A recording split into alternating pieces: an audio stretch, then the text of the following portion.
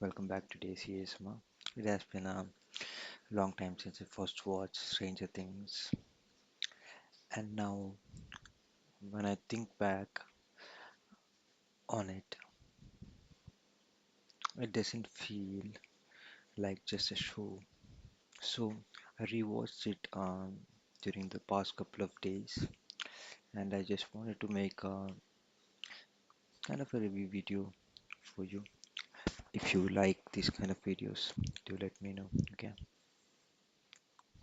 So first of all, do let me know which your favorite character from the Stranger Things, if you watch the show. Okay, like let me ask you, who is your favorite? You could see the character name, you could see the artist name. I believe that most of you might have watched the show, huh? So, to let me know. And I think back on it doesn't feel like just a show I finished. It feels like something I passed through, like I visited it a certain time in my life and it came back. I remember the very beginning clearly. Not the story first, but the feeling, that moment when the screen goes dark and the title music starts. That sound, it's simple, but it stays with you.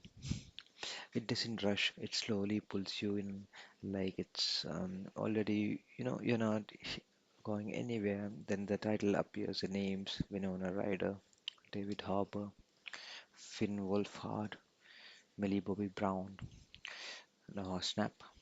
At that time, I didn't even think of them as actors. They just felt like people inside the world, like Hawkins wasn't being performed. It was just happening. And I remember something funny from the start too. I actually thought Hawkins was a real town somewhere in Indiana. I didn't even question it. That's how naturally it blended into reality for me. And I think that's the first strength of the show. It doesn't introduce you to fantasy world loudly. It slips it in quietly like it already exists. Now, if I think about the creators, the Duffer brothers, Matt and Rose Duffer, it's kind of interesting how they built the whole thing because it doesn't feel like it was made just to be a story. It feels like it was made from memory, like they took pieces of childhood fear, curiosity, and build Hawkins from that, and that's why it felt so grounded.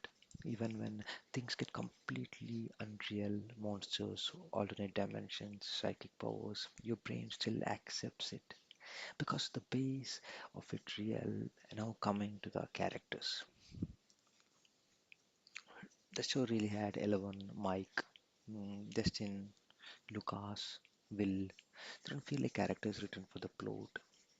They feel like kids who accidentally got pulled into something way bigger and they never stop being kids even when everything around them gets darker, even when the world gets heavier, they still talk like kids, argue like kids, and that contrast makes everything more intense than the adults.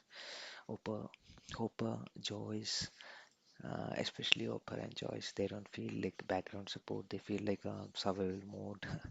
Adults, they're trying to hold reality together while everything breaks. And Joyce, especially Winona Ryder, in season one, her desperation felt so real. Like she wasn't acting in a story; she was just refusing to accept loss.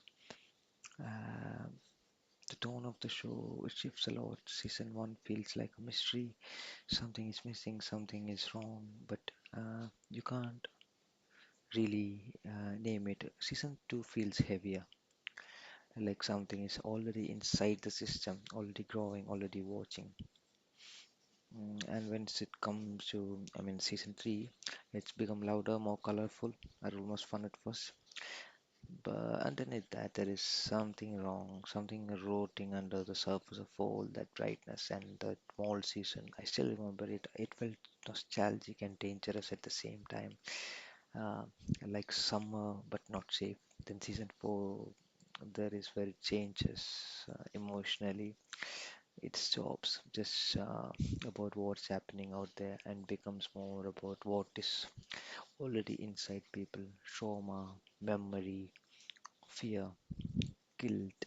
It starts speaking through the villain Vecna, who doesn't attack, really listens to them. He uses what they carry, and that's what made season 4 different for me.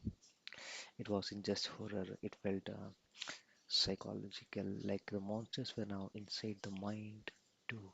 And through all of this, what surprised me the most is how consistent the emotional core is. No matter how big the story gets, it always comes back to connection, friendship, um, loyalty, people refusing to leave each other behind.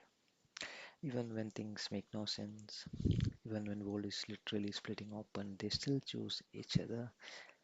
And I think that's why the show works. Because at its core, it's not about monsters, it's about what people do when reality stops behaving normally. Now, if I think about the music again, the title tracks, it still gives that same feeling, not fear exactly, but anticipation, like something is about to start or something already has.